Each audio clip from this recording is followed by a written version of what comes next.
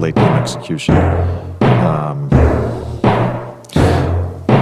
No, ain't no party like a Diddy party, so. Yeah, that's what's up. Yeah.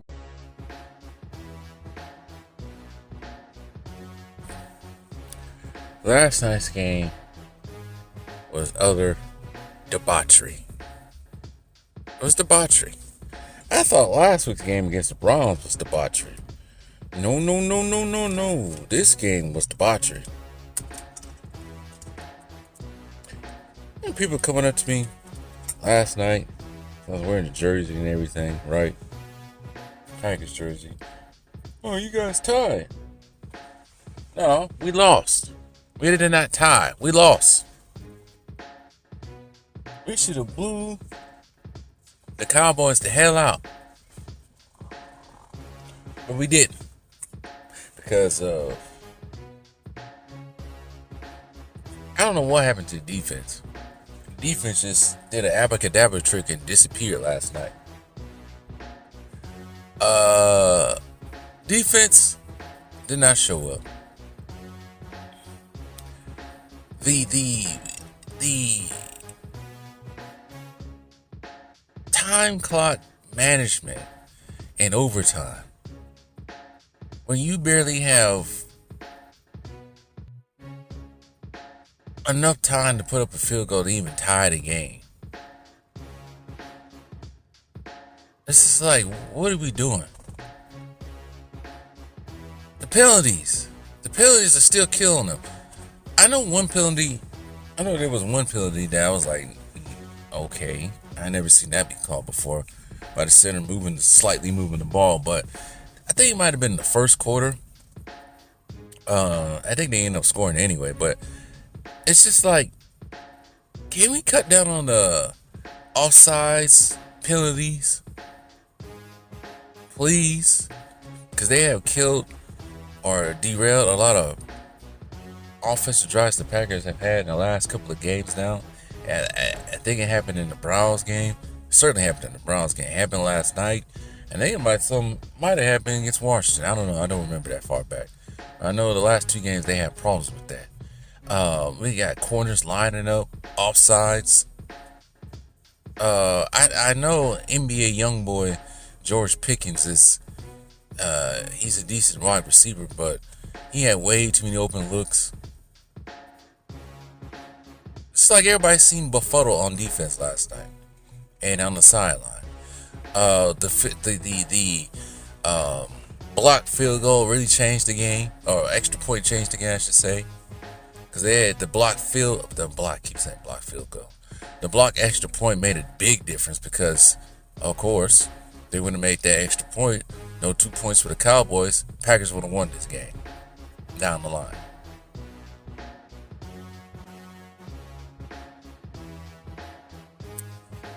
What else? I saw messed up with this game. Special teams have to get their act together.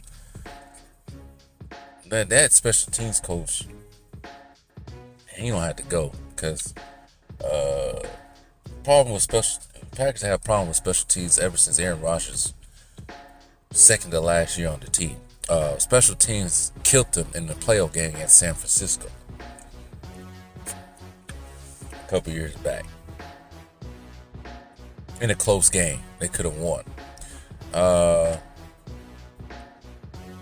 Jordan Love, they messed up Jordan Love's game last night. Jordan Love had 337 yards and 3 touchdowns last night. Everybody want to get on him. He got strip set. The man nearly had a perfect game last night. He was efficient. See, that's the problem I have with some people. I get it, Jordan Love draws untimely interceptions, but he has one interception for this whole entire year. One interception for this whole entire year. Geno Smith over there in Las Vegas, I saw him yesterday through, how many picks he threw? 3 picks yesterday? I missed the first one, but 2 of the picks, I was just like, what are you doing? I was sitting there watching the game actually in Vegas too. But what are you doing?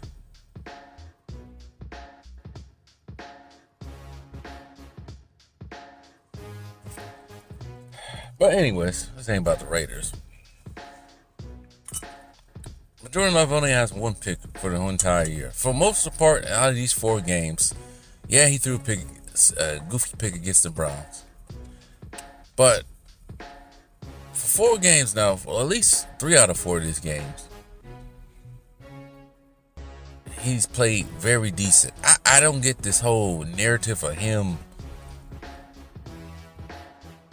not being the one, or they may have to look for another quarterback. I'm not getting that at all. Or everybody gets so freaking caught up on his picks. The man has thrown, ever since he became a starter for the Packers, I think maybe 10 or 11 interceptions in his first 2 years starting for this team. So the whole Brett Favre comparison is stupid to me. Yeah, he may be a gunslinger, but Brett Favre had almost 20 interceptions for a whole year, which is crazy. Jordan Love has not even come close to that. I think Jordan Love is pretty much a mixture of Brett Favre and Aaron Rodgers. But anyways, messed up his perfect game. About time Josh Jacobs got something started. Golden got lit the F up yesterday. I like how big respect to Matthew Golden, because he got trucked real hard and got right back up. He was getting trucked hard, but he's a tough one. But the last thing I want to acknowledge that pissed me the hell off, and this has been going on ever since Matt LaFluer has been coaching. I don't think the issue is Jordan Love too much. I don't think the issue was Aaron Rodgers too much. There's one common denominator, and as I just said it already, it's Matt LaFleur. He gotta do something different, because what he's been doing ever since he became head coach is not working. It's not working. His time management skills need to be better. His play calling needs to be better. He needs to be more aggressive, because his lack of aggressiveness is what caused Aaron Rodgers not to get back to that second Super Bowl in 2020 and 21. We can say both. Even 2023 against the 49ers in a divisional game, his play calling got him. Not so much Jordan Love's interception at the end. And Jordan Love would not have been in that position if, first of all, I think it might have been in the first quarter of the game or second quarter of the game against San Francisco in the playoffs. I think he decided to go for it on that tough San Francisco front line with Nick Bosa and all of them. Just kick the field goal. That cost him 3 points. And then, not entirely Matt LaFleur's fault. The previous kicker that he had before, the one they got now, he missed the kick. He was missing kicks all that season, but he missed the kick. So that left 6 points on the board, off the board for the Packers. And I think the Packers only lost to the 49ers by 3 points or something like that, or 4 points. I thought the final score was 24-21 or something like that. See, Jordan Love would have to throw that pick to Dre Greenlaw, I think it was, if, of course, no missed field goal, and just kick the field goal, Matt LaFleur. But anyways, it's coming to that point in time. We're gonna have to start having conversations about Matt LaFleur and what they're gonna do if he's the coach to lead this team. I ain't say fire him, but it's gonna have to come time. You have to start having more conversations about this, because this can't keep going on. They're gonna win the Super Bowl. I'm seeing the same things with John Harbaugh up in Baltimore. They're gonna have some serious conversations about him pretty soon. I think they need to start now, because Baltimore's another disappointing team. And everybody talking about, oh, Packers are 2-1-1. They shouldn't be 2-1-1. They should be actually 4-0.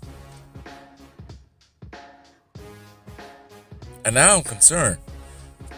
I'm very concerned about them because this should not be happening at all with them. And if you think you're going to compete, yeah. We beat the Lions earlier. Kicked their ass earlier, but this team at this moment is going to compete. I know they got injuries too. Need to get those offensive linemen back up to par. But if they don't compete with the Lions, and at this moment it looks like the Lions, Eagles, I'm trying to think who else might be there in the NFC. Maybe the Buccaneers, I don't know yet. Maybe the Rams, I don't know yet. Seattle, I don't trust Seattle. But if we don't compete with at least, let's say right now, the other top team was the Vikings, but damn, they look terrible. But if you're going to compete with the likes of, at least for now, the Lions and Eagles, they can't be doing this type of stuff. Lining up offside penalties, bad time management, stupid play calling. Can't do it no more. That's all I gotta say about it.